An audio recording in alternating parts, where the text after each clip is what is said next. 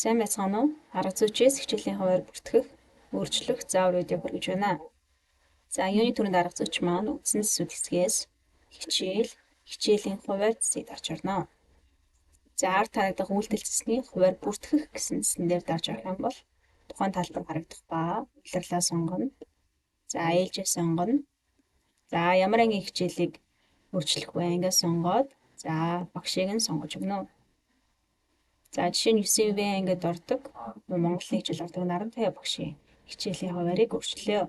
За, Нарантай багш маань 2 дахь өдрийн 3, 4 дугаар цаг дээр ордог. За, энэ хуваарийнхаа дагуу 11 сарын 30 хүртэл орсон гэвэл 11 сарын 30 гэдгээр дуусах хугацаан дээр тохируулж өгөөд хадгалалт авч тарна. За, энэхүү багшийн хуваар амжилттай бүртгэгдлээ гэж гарч байна.